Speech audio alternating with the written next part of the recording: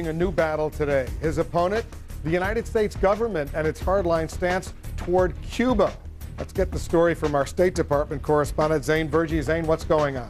Wolf, imagine if a person isn't able to go to their own mother's funeral or even visit their children for years. One Cuban-American soldier is trying to change that.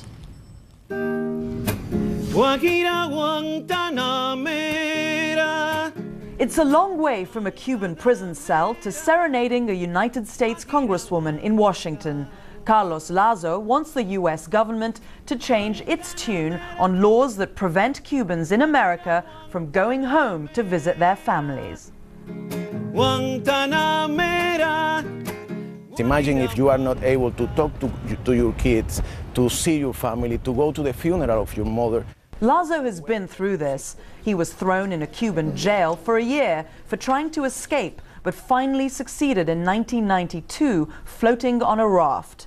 Lazo, a U.S. military combat medic in Iraq, won a Bronze Star for bravery in Fallujah in 2004, but when he came back home, he found himself battling his own government.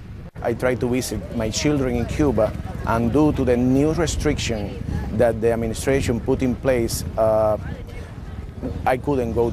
The travel restrictions are part of an economic embargo the U.S. government enforces upon Cuba to pressure the communist regime, hoping it will lead to democratic change.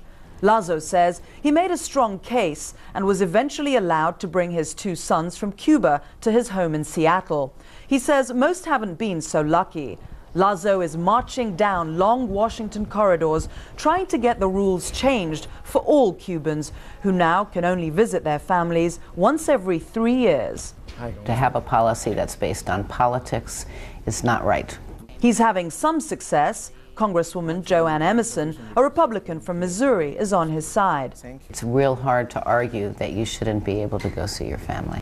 Lazo has met more than 150 members of Congress, but hasn't won over everyone. There's still fierce opposition from the Bush administration and parts of the Cuban-American community. Lazo won't let Congress tune out.